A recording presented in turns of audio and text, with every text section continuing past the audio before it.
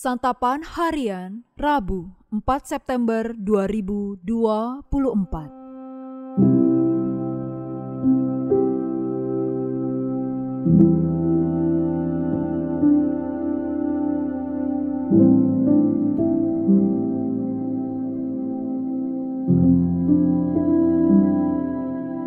Inilah program Santapan Harian, sebuah program yang mengajak Anda menelusuri isi Alkitab, agar Anda menemukan makna firman Tuhan sesuai dengan konteksnya. Santapan Harian tertuju bagi Anda yang ingin memiliki kehidupan rohani yang segar, kuat, dan sigap.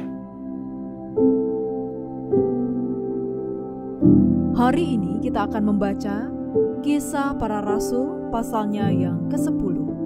Namun kita akan membacanya pada ayatnya yang ke-34 hingga ayatnya yang ke-43. Namun sebelumnya, mari kita berdoa. Di dalam keteduhan kasih-Mu Kristus, kami mohon, mampukanlah kami untuk merenungkan kasih di dalam firman-Mu. Dalam Kristus Yesus, Sang Sumber Kasih, kami bertelut. Amin. Kisah Para Rasul 10 ayat 34-43. Lalu mulailah Petrus berbicara, "Sesungguhnya aku telah mengerti bahwa Allah tidak membedakan orang. Setiap orang dari bangsa manapun yang takut akan Dia dan yang mengamalkan kebenaran berkenan kepadanya." Itulah firman yang ia sampaikan kepada orang-orang Israel ketika ia memberitakan damai sejahtera melalui Yesus Kristus yang adalah Tuhan dari semua orang. Kamu tahu tentang apa yang terjadi di seluruh tanah orang Yahudi, mulai dari Galilea sesudah baptisan yang diberitakan oleh Yohanes, yaitu tentang Yesus dari Nazaret, bagaimana Allah mengurapi Dia dengan Roh Kudus dan kuasa. Dia yang berjalan berkeliling sambil berbuat baik dan menyembuhkan semua orang yang dikuasai iblis, sebab Allah menyertai Dia. Kamilah saksi-saksi dari segala sesuatu yang diperbuatnya di negeri orang Yahudi maupun di Yerusalem, dan mereka telah membunuh Dia dengan menggantung Dia pada kayu salib. Allah telah membangkitkan Dia pada hari yang ketiga dan memperkenankan Dia menampakkan diri, bukan kepada seluruh bangsa itu, tetapi kepada saksi-saksi yang sebelumnya telah ditunjuk oleh Allah, yaitu kepada kami yang telah makan dan minum bersama-sama dengan Dia setelah Ia bangkit dari antara orang mati. Ia telah menugaskan kami memberitakan kepada seluruh bangsa itu dan bersaksi bahwa Dialah yang ditentukan Allah menjadi hakim atas orang-orang hidup dan orang-orang mati. Tentang Dialah semua nabi bersaksi bahwa siapa saja yang percaya kepadanya akan mendapat pengampunan dosa melalui nama-Nya.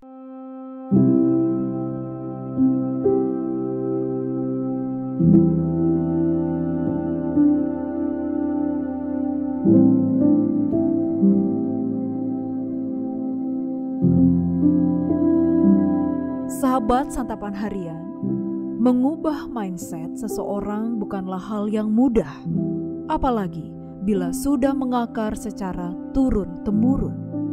Pasal 10 menunjukkan adanya salah satu titik mula yang paling penting dalam sejarah gereja. Pada pasal inilah kita mendapatkan informasi tentang bagaimana Injil disebarkan ke seluruh dunia. Tampak dalam pasal ini Injil disebarkan ke tempat lain. Menariknya, orang-orang Yahudi pada masa itu sangatlah eksklusif. Mereka tidak menjalin relasi dalam bentuk apapun dengan bangsa lain. Demikian pula Petrus dalam penglihatannya mengenai makanan-makanan yang najis. 3 kali ia menolak perintah Tuhan. Dari generasi ke generasi, orang Yahudi termasuk Petrus tidak pernah makan makanan najis tersebut. Sangat sulit untuk mengubah mindset tersebut. Demikian juga perihal penerimaan terhadap orang bukan Yahudi. Dari generasi ke generasi, mereka menolak bangsa lain dan tidak menjalin relasi dengan bangsa lain. Mungkin teologi orang Yahudi berpengaruh terhadap keyakinan bahwa Israel adalah bangsa istimewa yang dipilih menjadi umat Allah. Oleh karena itu, mereka pun heran ketika Allah mengasihi bangsa lain. Kita dapat belajar 3 hal dari pasal ini. Yang pertama, umat pilihan Allah dimaknai secara rohani, bukan politis. Dengan pemahaman ini barulah Injil dapat diberitakan ke seluruh dunia, bukan dimiliki secara eksklusif. Kedua, ikatan kesatuan, bukan ikatan darah, seperti Petrus menerima Kornelius karena iman yang sama. Dan yang ketiga, Yesus Kristus sebagai pusat kebenaran. Ketika Kornelius menerima karunia Roh Kudus dan dibaptis, Petrus memberitakan dan memberikan kesaksian mengenai Yesus Kristus. Artinya, pusat kebenaran bukanlah Taurat, melainkan Injil Yesus Kristus. Dapat kita simpulkan bahwa berita Injil bersifat inklusif. Oleh karena itu, kita harus mau memberitakan Injil kepada siapapun, bukan hanya kepada suku tertentu. Selain itu, kita juga harus menghidupi kesatuan Kristen dalam perspektif kesatuan iman, bukan kesatuan suku tertentu. Mari kita berdoa. Meneladan dari Sang Guru Agung, Yesus Kristus, yang memberitakan Injil kepada siapapun dari berbagai golongan dan daerah, maka demikianlah kami bertekad untuk melayani dan memberitakan Injil kepada banyak orang. Engkau menolong, Engkau memampukan kami.